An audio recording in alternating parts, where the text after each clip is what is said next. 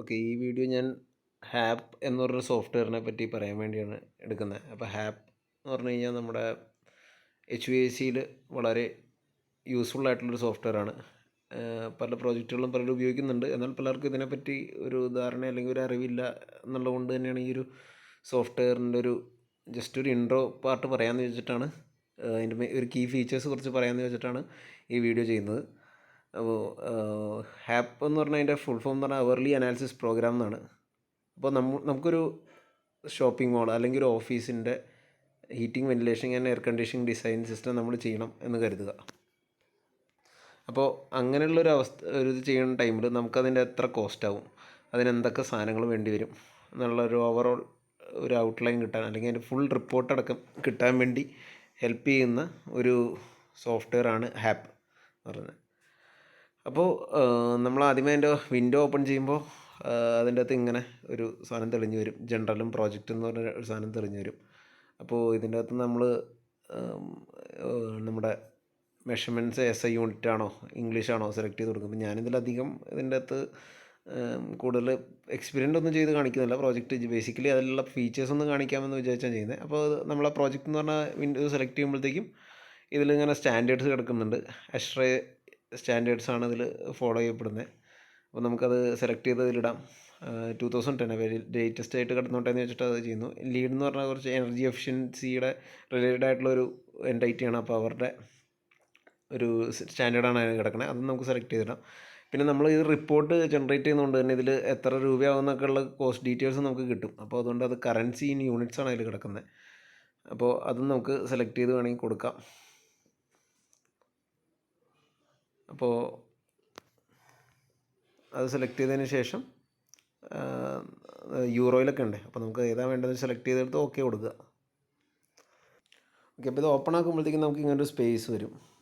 അപ്പോൾ ഈ സ്പേസിൽ നമുക്ക് കുറേ സാധനങ്ങളുണ്ട്.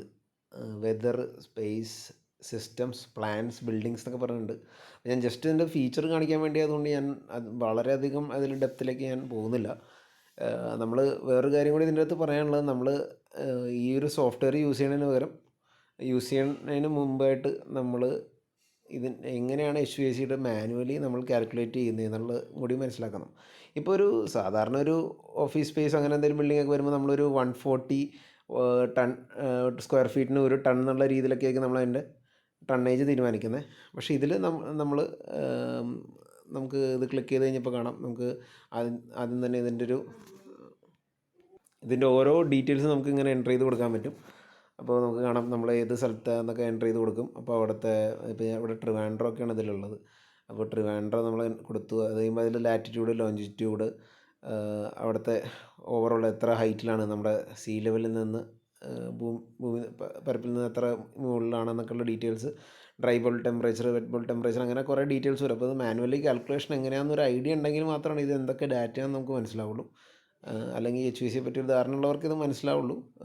നേരെ പോയി നമ്മളൊരു ആദ്യമേ ഇത് റഫായിട്ട് ഇത് HVACയുടെ ഒരു സാധനം ഡിസൈൻ ചെയ്യാന്ന് പറഞ്ഞ് ചെന്ന് കഴിഞ്ഞാൽ ചിലപ്പോൾ നമുക്ക് മനസ്സിലാകാതിരിക്കില്ല. ഇതിൻ്റെ അകത്തുള്ള ഓരോ കാര്യങ്ങളും നമ്മൾ മനസ്സിലാക്കണം. അതിൽ അറ്റ്മോസ്ഫിയറിക് ക്ലിയറൻസ് നമ്പർ എന്നൊക്കെ പറഞ്ഞ് കുറച്ച് ഡീറ്റെയിൽസ്, പിന്നെ ഗ്രൗണ്ടിൽ നിന്ന് എത്ര റിഫ്ലക്റ്റ് ആവും, ഗ്രൗണ്ടിലേക്ക് എത്ര കണ്ടക്ഷൻ ചെയ്യും, അതിൽ 0.800 BTU British thermal unit per hour per feet per farad എന്ന് പറഞ്ഞ് കൊടുത്തിട്ടുണ്ട്. പിന്നെ നമ്മുടെ കാൽക്കുലേഷൻ ജനുവരി ടു ഡിസംബറിലേക്ക് ചെയ്യുന്നത്. ഞാൻ പറഞ്ഞത് നമുക്ക് റിപ്പോർട്ടൊക്കെ ജനറേറ്റ് ചെയ്യാനുള്ളതാണ്. അപ്പോൾ നമുക്ക് വേണമെങ്കിൽ മന്ത്ലി ചില മാസങ്ങളിൽ ആവശ്യമില്ലാത്ത ആ മാസത്തെ ഇതൊക്കെ നമുക്കിതിൽ മാറ്റിയിടാൻ പറ്റും. അപ്പോൾ ഞാനതിൽ കൂടുതൽ വ്യത്യാസങ്ങളൊന്നും വരുത്തുന്നില്ല. അപ്പോൾ നമ്മൾ ഡിസൈൻ ടെമ്പറേച്ചേഴ്സൊക്കെ നോക്കുമ്പോൾ ഓരോ ദിവസത്തെ അല്ലെങ്കിൽ ഓരോ മാസത്തേക്ക് നമുക്ക് ഡീറ്റെയിലിംഗ് കിട്ടും. ആ മാസത്തെ ഓരോ അവറിലാണ് കൊടുത്തേക്കുന്നത്. 00 തൊട്ട് അങ്ങോട്ട് താഴത്തേക്ക് എഴുതി പോയേക്കണ അവേഴ്സാണ്. അപ്പോൾ അവർലി നമുക്ക് ഡീറ്റെയിൽസ് കൊടുക്കും.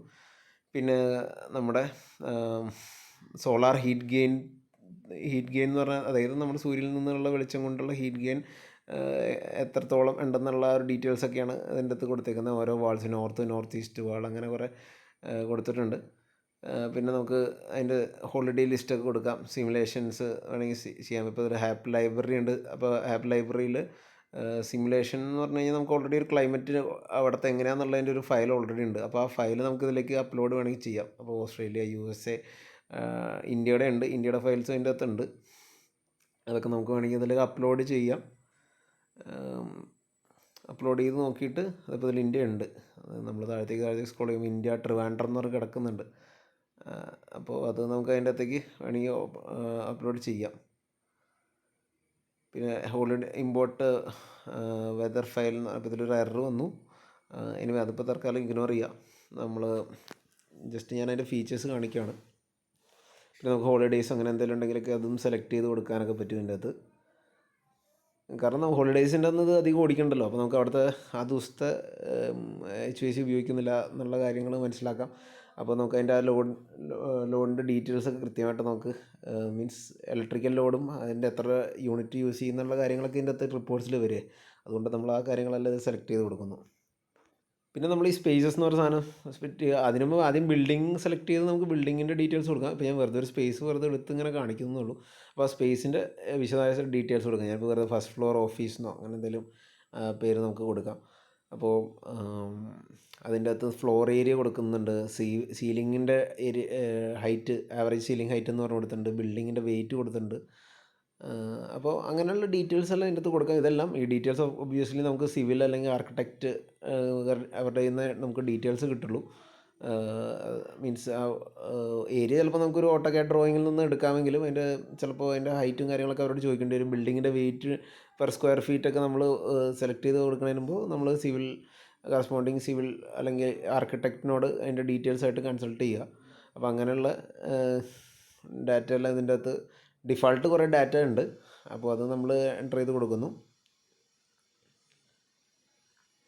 പിന്നെ നമുക്ക് ഇത് എന്തിനു വേണ്ടിയുള്ള സ്പേസിങ്, ഈ സ്പേസ് എന്തിനു വേണ്ടി യൂട്ടിലൈസ് ചെയ്യുന്നതെന്നുള്ള ഒരു പാർട്ടും കൂടി ഇതിൻ്റെ അകത്തുണ്ട്. അപ്പോൾ നമ്മളത് സ്ക്രോൾ ചെയ്ത് കഴിഞ്ഞാൽ കുറേ സാധനങ്ങളുണ്ട്. ഫുഡ് സർവീസ്, എഡ്യൂക്കേഷൻ തന്നെ പല സാധനങ്ങളുണ്ടല്ലോ. ആർട്ട് റൂം, ക്ലാസ് റൂം, അങ്ങനെ പല പല ഡീറ്റെയിൽസ് ജനറൽ ആയിട്ടുള്ളതുണ്ട്. Break room, coffee station, conference room, miscellaneous ആയിട്ടുള്ള കുറേ സാധനമുണ്ട്. വെയർ ഹൗസ് പോലത്തെ പബ്ലിക് അസംബ്ലി ടൈപ്പ് സാധനങ്ങളുണ്ട്. റീറ്റെയിൽ ഷോപ്സ് പോലത്തെ സാധനങ്ങളുണ്ട്. സ്പോർട്സ് റിലേറ്റഡ് ആയിട്ടുള്ള സാധനങ്ങളുണ്ട്. അപ്പോൾ നമ്മൾ സ്ക്രോൾ ചെയ്ത് എവിടെ നോക്കിക്കഴിഞ്ഞാൽ നമുക്ക് എന്ത് ടൈപ്പ് സാധനം വേണമെങ്കിലും നമുക്ക് ഇതിൽ സെലക്ട് ചെയ്യാവുന്നതാണ്. ഓഫീസ് ഉണ്ട്, ഇതിനകത്ത് ഓഫീസും കാണുന്നുണ്ട്. ഓഫീസിൽ തന്നെ ഡിഫറെൻറ്റ് സ്പേസുകളുണ്ട്. അപ്പോൾ അത് നമുക്ക് ഓഫീസ് സ്പേസ് എന്ന് പറഞ്ഞാൽ പാർട്ട് തന്നെ വെറുതെ എടുക്കാം, വെറുതെ ഫോർ ഒരു കാൽക്കുലേഷൻ പർപ്പസിനായിട്ട്. അപ്പോൾ അതിൻ്റെ അകത്ത് കുറച്ച് ഡീറ്റെയിൽസ് ഔട്ട്സൈഡ് എയർ റിക്വയർമെൻറ്റ് എന്ന് പറഞ്ഞ് കൊടുത്തിട്ടുണ്ട്. അപ്പോൾ അത് 5 cubic feet per minute per person എന്നാണ് പറയുന്നത്, CFM per person എന്ന് പറഞ്ഞത്. അപ്പോൾ അത് മാനുവൽ കാൽക്കുലേഷൻസിലൊക്കെ നമ്മൾ പല അഷ്റയുടെ പല ടേബിൾസ് അല്ലെങ്കിൽ ഇഷ്റയുടെ പല ടേബിൾസൊക്കെ നോക്കിയിട്ടാണ് ഇത് കണ്ടുപിടിക്കുന്നത്. അപ്പോൾ അത് രണ്ട് രീതിയിൽ outside air requirement per person എന്നും പറയുന്നുണ്ട്, പെർ സ്ക്വയർ ഫീറ്റും പറയുന്നുണ്ട്. അപ്പോൾ ഇതെല്ലാം ഓട്ടോമാറ്റിക്കലി ഇതിൽ ഫില്ലായി വരുവാണ്. അതാണ് അത് പറയുന്നുണ്ട്. Space usage default as per ASHRAE standard 6.2 എന്നൊക്കെ പറയുന്നുണ്ട്. പിന്നെ ഇതുകൂടാതെ നമുക്ക് ഇതിൽ ഇൻറ്റേർണൽ ഡീറ്റെയിൽസ് ആയിട്ടുള്ള വാൾസ്, ഡോർസ്, റൂഫ് മുതലായ എല്ലാ കാര്യങ്ങളെപ്പറ്റി നമുക്ക് ഇതിൽ വളരെ വിശദമായിട്ട് നമുക്ക് കൊടുക്കാൻ പറ്റും. അപ്പോൾ ഇതിലിപ്പോൾ ലൈറ്റിംഗ് ഡീറ്റെയിൽസ് അങ്ങനെയുള്ള കാര്യങ്ങളൊക്കെയാണ് ഇൻറ്റേർണൽസിൽ എന്ന് പറഞ്ഞ പാർട്ടിൽ നമ്മൾ ലൈറ്റിംഗ് ഡീറ്റെയിൽസ് പോലത്തെ സാധനങ്ങളാണ് കൊടുക്കുന്നത്. അപ്പോൾ എത്ര വാട്ട്സ് പെർ സ്ക്വയർ ഫീറ്റ് എന്നുള്ള രീതിയിൽ നമുക്ക് കൊടുക്കാം. പിന്നെ അതുകൂടാതെ അതിൻ്റെ യൂസേജ് എത്ര എന്നൊക്കെ ഉള്ളത് നമുക്ക് ഷെഡ്യൂൾ ക്ലിക്ക് ചെയ്ത് കഴിഞ്ഞാൽ നമുക്ക് ഷെഡ്യൂൾ ചെയ്യാൻ പറ്റും. അപ്പോൾ മാത്രമല്ല അവർലി പ്രൊഫൈൽസ് എന്ന് പറയുന്നത് ക്ലിക്ക് ചെയ്താൽ അതിൻ്റെ അകത്ത് എത്ര മണിക്കൂർ എത്ര യൂസ് ചെയ്യുന്നു എന്നുള്ള ഡീറ്റെയിൽസ് നമുക്ക് കൊടുക്കാൻ പറ്റും. ഇതിപ്പോൾ ജനറലി ഓക്കെ ഇട്ട് നമ്മൾ പോകുന്നതാണ്. ഞാൻ ജസ്റ്റ് മനസ്സിലാക്കാൻ എളുപ്പത്തിന് കാണിക്കുന്നേ ഉള്ളൂ. സ്പെസിഫിക് ടാസ്ക് ലൈറ്റിംഗ് ഉണ്ടെങ്കിൽ അതും അതിൻ്റെ സെലക്ട് ചെയ്യാം. ഇലക്ട്രിക്കൽ എക്യുപ്മെൻറ്റ്സ് ഉണ്ടെങ്കിൽ അതിൻ്റെ വാട്ടേജസ് നമുക്ക് കൊടുക്കാം. അപ്പോൾ ഈ റെഡൊക്കെ വന്നിട്ടുണ്ടെങ്കിൽ അത് എന്തെങ്കിലും എറർ ഉണ്ടെന്നുള്ളതാണ്. അത് നമ്മൾ കറക്റ്റ് ചെയ്ത് വേണം പോകാൻ. ഇപ്പോൾ ഞാൻ ജസ്റ്റ് കാണിക്കുമ്പോൾ ഞാനെന്തോ ഇത് ബ്ലാങ്ക് ആയിട്ട് വിട്ടു, അതാണ് എറർ തന്നെ. ഇതിൽ അവർലി പ്രൊഫൈൽസ് എന്ന് പറഞ്ഞ സംഭവം കാണാം. അപ്പോൾ ഈ അവർലി പ്രൊഫൈൽസ് നമ്മൾ സെലക്ട് ചെയ്ത് കൊടുത്തു കഴിഞ്ഞാൽ നമുക്ക് അതായത് 24 മണിക്കൂറിൽ ഓരോ മണിക്കൂറുകളിലും എത്രത്തോളം യൂസേജ് വരും, എത്ര പെർസെൻറ്റേജ് ഓഫ് യൂസേജ് വരും എന്നുള്ളത് അതിൻ്റെ അകത്ത് നമുക്ക് അറിയാൻ പറ്റും. ഇപ്പോൾ അതിൽ ചെറിയ എറർ കാണിക്കുന്നുണ്ട്. ഞാൻ ബാക്കിലേക്ക് പോകുമ്പോൾ അത് കറക്റ്റാവും. ഇപ്പോൾ അത് അവർലി പ്രൊഫൈൽ ഇങ്ങനെ കൊടുക്കുക, കണ്ടോ, ഓരോ അവേഴ്സും കൊടുത്തിട്ടുണ്ട്. അത് അപ്പോൾ അവേഴ്സിൽ എത്ര പെർസെൻറ്റേജ് ഓഫ് യൂസേജ് നമ്മൾ ഓരോ സാധനം ഷെഡ്യൂൾ ചെയ്യുകയാണല്ലോ. അപ്പോൾ അതിൻ്റെ അവർലി പ്രൊഫൈൽ, ആ അവറിൽ അത് എത്ര ശതമാനത്തോളം എൻ്റെ യൂസേജ് വരാൻ സാധ്യത ഉണ്ടെന്നുള്ള കാര്യം നമ്മൾ ഇങ്ങനെ ജസ്റ്റ് ആ ഫിംഗർ വെച്ചതിൽ സെലക്ട് ചെയ്ത് കൊടുക്കുക. ഇപ്പോൾ ഒരെണ്ണത്തിൽ ഞാൻ കണ്ടില്ലേ കുറച്ച് വെച്ചിട്ടുണ്ട്. അപ്പോൾ അങ്ങനെ കൊടുത്തിട്ട് ഓക്കെ കൊടുത്ത് ഇതിൽ ചെറിയ എറർ ഉണ്ടായതുകൊണ്ട് വന്നാണ് അത് ഓക്കെ കൊടുത്ത് കഴിയുമ്പോഴത്തേക്ക് ആ പ്രൊഫൈൽ സെറ്റാവും. പിന്നെ നമ്മൾ വാൾസ് ആൻഡ് വിൻഡോസ് അതിൻ്റെ ഡീറ്റെയിൽസ് കൊടുക്കുക.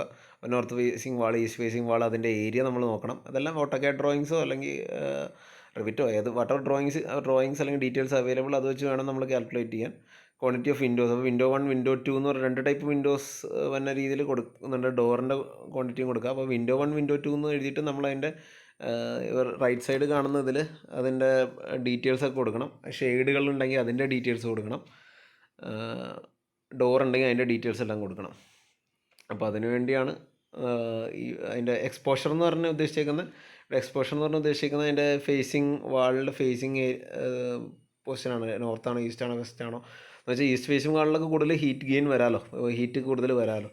അപ്പോൾ അങ്ങനെയുള്ള കാര്യങ്ങൾ. പിന്നെ വാളിൻ്റെ വേറെ ഡീറ്റെയിൽസൊക്കെ ഉണ്ട്. നമുക്ക് വളരെ സ്പെസിഫിക് ആയിട്ട് തിക്നെസ്, ഡെൻസിറ്റി, അങ്ങനെയുള്ള വാല്യൂ എന്നൊക്കെ പറഞ്ഞ കാര്യങ്ങളുണ്ട്. അപ്പോൾ അങ്ങനത്തെ ഡീറ്റെയിൽസൊക്കെ നമുക്കതിൽ കൊടുക്കാനുള്ള ഓപ്ഷൻ ഉണ്ട്. ഇതെല്ലാം with the help of civil and architect എഞ്ചിനീയേഴ്സാണ് നമുക്കിത് ചെയ്യാൻ പറ്റുള്ളൂ. അല്ലെങ്കിൽ അവരുടെ വിത്ത് ദ ഹെൽപ്പ് മീൻസ് അവരുടെ നിന്ന് നമ്മൾ ഇതിൻ്റെ ഡീറ്റെയിൽസ് നമ്മൾ ചോദിക്കേണ്ടതാണ്. ഓരോ വാൾസിനെ പറ്റി സ്പെസിഫിക് ആയിട്ട് ചെയ്യണമെങ്കിൽ ഒരു പ്രോജക്റ്റിൽ അതെല്ലാം വേണ്ടി വരും. പിന്നെ വിൻഡോൻ്റെ അസംബ്ലീസൊക്കെ എന്തെങ്കിലും സ്പെസിഫിക് ആയിട്ടുണ്ടെങ്കിൽ അതിനെപ്പറ്റിയൊക്കെ നമുക്ക് കൊടുക്കാൻ പറ്റും.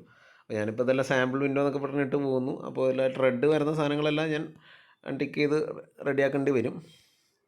അതുകൂടാതെ നമുക്ക് റൂഫും സ്കൈലൈറ്റ്സ് അങ്ങനെയുള്ള കാര്യങ്ങൾക്ക് ഇതിൽ സെലക്ട് ചെയ്ത് കൊടുക്കാനുള്ളതുണ്ട്. റൂഫിൻ്റെ ഏരിയ, അതിൻ്റെ സ്ലോപ്പ് ഉണ്ടെങ്കിൽ അത്, അപ്പോൾ അങ്ങനെയുള്ള ഡീറ്റെയിൽസ് എല്ലാം ഇതിൻ്റെ അകത്ത് നമുക്ക് കൊടുക്കാനുള്ള ഓപ്ഷൻസ് ഉണ്ട്. സ്കൈലൈറ്റ് ഉണ്ടെങ്കിൽ, അതായത് നമ്മൾ പെർഗോളൊക്കെ ചെയ്യുന്നുണ്ടെങ്കിൽ അതിൻ്റെ ഡീറ്റെയിൽസ്, കാരണം അതിൽ നിന്നൊക്കെ ഹീറ്റ് ഗെയിൻ വരാൻ സാധ്യതയുണ്ടല്ലോ. അപ്പോൾ അങ്ങനെയുള്ള കാര്യങ്ങളെല്ലാം ഇതിൻ്റെ അകത്ത് നമ്മൾ ഇൻവോൾവ് ചെയ്യേണ്ടതാണ്. പിന്നെ അതുകൂടാതെ പുറത്തുനിന്ന് വരുന്ന എയറിൻ്റെ ഇൻഫിൽട്രേഷൻ അങ്ങനെ ഡീറ്റെയിൽസ് ഉണ്ട്. ഇതൊക്കെ ചില ചാർട്ടുകളൊക്കെ നോക്കി നമുക്ക് ചെയ്യാം. Fan of, only when fan is of എന്നോ അല്ലെങ്കിൽ അങ്ങനെ കുറേ ഇത് സെലക്ഷൻ ചെയ്യാനുള്ള വേറെ കുറേ ഓപ്ഷൻസ് ഇതിലുണ്ട്. ഫ്ലോർസിനെ പറ്റിയുള്ള ഡീറ്റെയിൽസും സ്ലാബിൻ്റെ ഡീറ്റെയിൽസും അങ്ങനെ കുറേ നമുക്ക് കൊടുക്കാനാണെങ്കിൽ ഇഷ്ടംപോലെ ഡീറ്റെയിൽസ് ഇതിൻ്റെ അകത്ത് കൊടുക്കാൻ അതിൻ്റെ അകത്ത് ഓപ്ഷൻസ് കൊടുത്തിട്ടുണ്ട്. അപ്പോൾ ഇതെല്ലാം ജസ്റ്റ് എക്സ്പ്ലോർ ചെയ്യുക. നമ്മൾ വരുന്ന വീഡിയോസിൽ ചിലപ്പോൾ നമുക്കിതിൻ്റെ ഏതെങ്കിലും ഒരു പ്രോജക്റ്റ് ചെയ്യുന്ന രീതിയിൽ നമുക്കൊരു വീഡിയോ ചെയ്യാൻ നോക്കാം. അപ്പോൾ കുറച്ചും കൂടി ഇതിനെപ്പറ്റി എക്സ്പ്ലെയിൻ ചെയ്യാം. ഇപ്പോൾ ഞാൻ ജസ്റ്റ് ഇതിൻ്റെ ഓവറോൾ ഫീച്ചേഴ്സ് കാണിക്കുന്നേ ഉള്ളൂ. നിങ്ങൾക്ക് എക്സ്പ്ലോർ ചെയ്യാവുന്നതാണ് ഇത് ഡൗൺലോഡ് ചെയ്ത്. അതുകൂടാതെ നമുക്ക് അവിടെ യൂസ് ചെയ്യാൻ പോകുന്ന സിസ്റ്റംസിൻ്റെ ഡീറ്റെയിൽസ് നമുക്ക് ഇതിൽ വേണമെങ്കിൽ കൊടുക്കാം. സിസ്റ്റംസ് ഉദ്ദേശിക്കുന്നത് നമ്മളിപ്പോൾ HVACയുടെ എയർ ഹാൻഡ്ലിംഗ് യൂണിറ്റ് ആണ്. അതിപ്പോൾ പാക്കേജ് റൂഫ് ടോപ്പ് യൂണിറ്റ് ഉണ്ട്, പാക്കേജ് വെർട്ടിക്കൽ യൂണിറ്റ്സ് ഉണ്ട്, എയർ ഹാൻഡ്ലിംഗ് യൂണിറ്റ് ഉണ്ട്, ടെർമിനൽ യൂണിറ്റ്സ്, അങ്ങനെ പല വിശദമായിട്ടുള്ള കാര്യങ്ങൾ ഇതിൻ്റെ അകത്തുണ്ട്. അപ്പോൾ അതിനെന്താണ് യൂസ് ചെയ്യുന്നത്, അത് ഏതൊക്കെ റൂമുകളെ സപ്പോർട്ട് ചെയ്യുന്നുണ്ട് അല്ലെങ്കിൽ ഏതൊക്കെ റൂമിലേക്ക് കൊടുക്കുന്നുണ്ട് എന്നുള്ള. അപ്പോൾ നമ്മളത് സോൺ തിരിച്ച് വേണം കൊടുക്കാൻ. ഇപ്പോൾ ഒരു മെഷീൻ വെച്ച് എയർ ഹാൻഡ്ലിംഗ് യൂണിറ്റ് വെച്ചു, അപ്പോൾ എത്ര റൂമുകൾക്ക് അല്ലെങ്കിൽ എത്ര സ്പേസുകൾക്ക് കൊടുക്കണം. ഇപ്പോൾ ഞാൻ ഇവിടെ ഒരു സ്പേസ് ക്രിയേറ്റ് ചെയ്തിട്ടുള്ളൂ. അപ്പോൾ അത് മാത്രം അതിൽ വരും. അത് ആഡ് ചെയ്ത് കൊടുത്താൽ അതിൻ്റെ അകത്തേക്ക് ആഡ് ആവും. അപ്പോൾ ആ സോണിൽ എന്ത് മെഷീനാണ്, ആ മെഷീൻ എന്തിനൊക്കെ സെർവ് ചെയ്യുന്നു എന്നുള്ള ഒരു കാര്യം അതിൻ്റെ അകത്തു നിന്ന് കിട്ടും. പിന്നെ അതിൻ്റെ പല ഡീറ്റെയിൽസ് ആഡ് ചെയ്യാനുള്ള ഉണ്ട് ഇതിൻ്റെ അകത്ത്. ജനറലും അങ്ങനെ ഡീറ്റെയിൽസുകൾ നമ്മൾ നോക്കി ആഡ് ചെയ്യേണ്ടതാണ് ഇതിൻ്റെ അകത്ത്. അതിൻ്റെ അകത്ത് എന്തെങ്കിലും എറേഴ്സ് ഉണ്ടെങ്കിൽ അത് ക്ലിയർ ചെയ്ത് പോകണം. എന്തൊക്കെയാണ് അവർ ചോദിക്കുന്ന കേസുകളൊക്കെ നമ്മൾ ക്ലിയർ ചെയ്ത് കൊടുക്കേണ്ടതാണ്. പിന്നെ അതിലെന്തെങ്കിലും പ്ലാന്റ് ഉണ്ടെങ്കിൽ പ്ലാന്റ്സ് ക്ലിക്ക് ചെയ്താൽ നമുക്ക് ചില്ലർ പ്ലാന്റ് അങ്ങനെയുള്ള കാര്യങ്ങളും അതിൻ്റെ അകത്ത് ആഡ് ഓൺ ചെയ്യാൻ പറ്റും. അപ്പോൾ ചില്ലർ പ്ലാന്റിൻ്റെ എന്തൊക്കെ സർവീസ് ഉണ്ട്, അതിൻ്റെ കോൺഫിഗറേഷൻ, അങ്ങനെ കുറേ ഡീറ്റെയിൽസ്, ഇഷ്ടം പോലെ ഡീറ്റെയിൽസ്. നമ്മളത് പറയുകയാണെങ്കിൽ നമ്മൾ HVAC പറ്റി വളരെ വിശദമായിട്ട് പഠിച്ചതിന് ശേഷം വേണം, പഠിപ്പിച്ചതിന് ശേഷം വേണം നമ്മൾ ഇതിലേക്ക് തിരിച്ചു വന്ന് അതിനെപ്പറ്റി നോക്കാൻ. അല്ലെങ്കിൽ നമുക്ക് ഓരോ സ്റ്റെപ്പ് നോക്കുമ്പോൾ നമുക്ക് കൺഫ്യൂഷൻ ആവും. അപ്പോൾ നമ്മൾ സിസ്റ്റംസ് ഇതിലേക്ക് ആഡ് ചെയ്യണം. വെറുതെ ഇങ്ങനെ സാമ്പിളൊക്കെ കുറച്ച് ചെയ്യുന്നുള്ളൂ കേട്ടോ, ഇതിൽ ഒന്നും ചെയ്യുന്നില്ല. നമുക്ക് ആക്ച്വലി ആദ്യം ചെയ്യേണ്ടിരുന്ന ഈ ബിൽഡിംഗ് എന്ന് പറഞ്ഞ് ക്രിയേറ്റ് ചെയ്തിട്ട് അതിന് ശേഷമാണ് സ്പേസസ് ക്രിയേറ്റ് ചെയ്യേണ്ടത്. കാരണം നമുക്ക് മൾട്ടിപ്പിൾ ബിൽഡിങ്സ് ചിലപ്പോൾ ഫീഡ് ചെയ്യാനുണ്ടാവുമല്ലോ. അപ്പോൾ ഞാനിപ്പോൾ ജനറലി സ്പേസ് മാത്രം എന്നുള്ള രീതിയിൽ അങ്ങനെ ചെയ്തത്. അപ്പോൾ അത് അതിൽ നിന്നായിരുന്നു തുടങ്ങേണ്ടിയിരുന്നത്. അപ്പോൾ അതിലിങ്ങനത്തെ മെനൂസൊക്കെ വരുന്നുണ്ട്. അപ്പോൾ അങ്ങനെ നമുക്കത് ചെയ്തു പോകാവുന്നതാണ്. അപ്പോൾ ഈ സോഫ്റ്റ്വെയർ കാരിയർ എന്ന് പറഞ്ഞ കമ്പനിയുടെയാണ്. അപ്പോൾ ഞാൻ കുറച്ച് പഴയ വെർഷനാണ് യൂസ് ചെയ്തത്. അപ്പോൾ ഇവരുടെ PDF ഇങ്ങനെ അവൈലബിൾ ആണ്. നമുക്ക് എന്തൊക്കെയാണ് ഇത് ചെയ്യേണ്ടതെന്നൊക്കെ ഉള്ളത് ഡീറ്റെയിൽഡ് ആയിട്ട് ഇതിൽ കൊടുത്തിട്ടുണ്ട്. ഒരു ASHRAE സ്റ്റാൻഡേർഡ്സാണ് യൂസ് ചെയ്യുന്നതെന്നുള്ള കാര്യങ്ങളെല്ലാം ഇതിൽ കൊടുത്തിട്ടുണ്ട്. അപ്പോൾ ഇതിൻ്റെ റിപ്പോർട്ട് ഏതാണ്ട് ഇങ്ങനെയൊക്കെ ഇരിക്കും. എയർ സിസ്റ്റം ഇൻഫർമേഷൻ, അവിടെ എന്താ യൂസ് ചെയ്യുന്നത്, പാക്കേജ് റൂഫ് ടോപ്പ് ആണോ, അപ്പോൾ അതിൻ്റെ എക്യുപ്മെൻറ്റ് ക്ലാസ്, അതിൻ്റെ സിസ്റ്റം ടൈപ്പ് VAV ടൈപ്പ് ആണ് യൂസ് ചെയ്യുന്നത്. അതിൻ്റെ സൈസിങ് കാൽക്കുലേഷൻ ഇൻഫർമേഷൻ എന്നാണ് എന്നോട്ട് എന്ന് വരെ ജനുവരി ടു ഡിസംബർ നമ്മൾ കണ്ടിരുന്നല്ലോ. അതേപോലെ അതിൽ total coil load in tons, അങ്ങനെയുള്ള സെൻസിബിൾ ലോഡ്, അങ്ങനെ കുറേ ഡീറ്റെയിൽസാണ് ഇതിൽ. വളരെയധികം ഡീറ്റെയിൽസ് അതിൻ്റെ അകത്ത് വരുന്നുണ്ട്.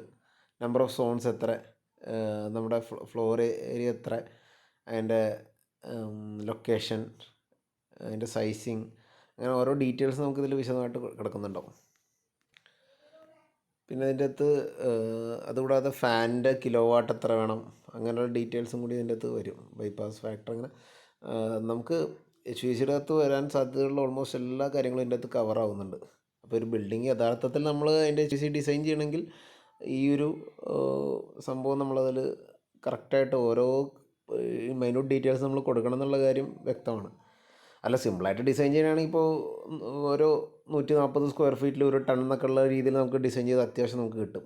അല്ലെങ്കിൽ ഓരോ സ്ക്വയർ ഫീറ്റ്, ഓരോ 120 സ്ക്വയർ ഫീറ്റിൽ 1 ടൺ എന്നുള്ള രീതിയിലൊക്കെ പോയാൽ അങ്ങനെയായാലും നമുക്ക് ചെയ്യാവുന്നേ ഉള്ളൂ. ബട്ട് അതേപോലെ CFM അതേപോലെ ഇത്ര സ്ക്വയർ ഫീറ്റിന് 5 ടൺ എന്നുള്ള 5 CFM പെർ ഇത്ര സ്ക്വയർ ഫീറ്റ് എന്നൊക്കെ ഉള്ള രീതിയിൽ അങ്ങനെയും നമുക്ക് ചെയ്യാം.